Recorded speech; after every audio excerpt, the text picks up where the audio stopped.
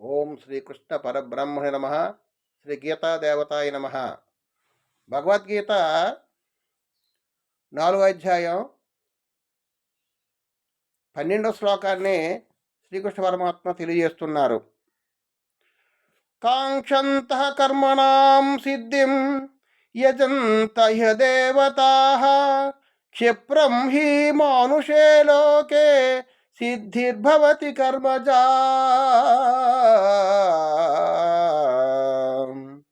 ఈ లోకమున కర్మఫలములను ఆశించువారు ఇతర దేవతలను పూజింతురు. ఏలనగా అట్లు చేయుటచే కర్మల వలన కలుగు సిద్ధి వారికి శీఘ్రముగా లభించును. కర్మఫలమును ఆశించి కొంతమంది ఏంటంటే పూజలు చేస్తారు, ఆ విధంగా దేవతలను ఆరాధిస్తారు. ఏ కోరికతో మనం దేవతలను ఆరాధిస్తామో ఆ విధంగా మనకి ఆ కోరికలు దేవతలు మనకి అనుగ్రహిస్తారు. మనకి నిష్కామ కర్మగా స్వామి ఏం చెప్తున్నారంటే, కృష్ణ పరమాత్మ నిష్కామ కర్మ చెయ్యండి, నిష్కామంగా ఎటువంటి కోరిక లేకుండా దేవతలను పూజించండి, పరమాత్మను పూజించండి. మీలో ఉన్నటువంటి మనసులో ఉన్నటువంటి అజ్ఞానము పోగొట్టడం జరుగుతుంది, పరమాత్మ పోగొడతాడు. మనలో అనేక రకాలైనటువంటి అజ్ఞాన గ్రంథులు ఉన్నాయి, అనేక రకాల సంస్కారాలు ఉన్నాయి, చెడు సంస్కారాలు ఉన్నాయి.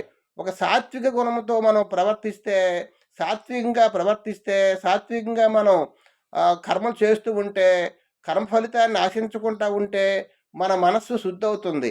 మన మనస్సు ఎప్పుడు శుద్ధి అవుతుందో బుద్ధి శుద్ధి అవుతుంది. అప్పుడు మోక్షానికి మనం అర్హులమవుతామని చెప్తున్నారు. కొంతమంది మోక్షాన్ని కోరుతారు, కానీ మనసు శుద్ధి లేకుండా, బుద్ధి శుద్ధి లేకుండా, ఇంద్రియాలు పరిపరి విధాలుగా బాహ్య ప్రపంచం వైపు వెళ్ళిపోతుంటే మనకు మనసు శుద్ధి అవ్వదు, బుద్ధి శుద్ధి అవ్వదు, మోక్షము రాదు. మోక్షము కోరుకున్న వారు కర్మరహితంగా కర్మ ఫలితాన్ని ఆశించకుండా నిష్కామ కర్మతో కర్మలు చేయమన్నారు. ఏ దేవతను పూజించినా మనకు సమానమే. చాలామంది అంటారు, ఏ దేవతను పూజిస్తే మనకి, కృష్ణుడు పూజిస్తే రాముడు ఏమనుకుంటాడో, రాముడు పూజించకపోతే లేకపోతే భవానీ ఏమనుకుంటా అని ఉండకూడదు.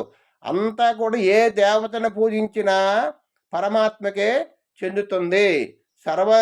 అన్ని నదులు కూడా సముద్రంలో చేరినట్టుగా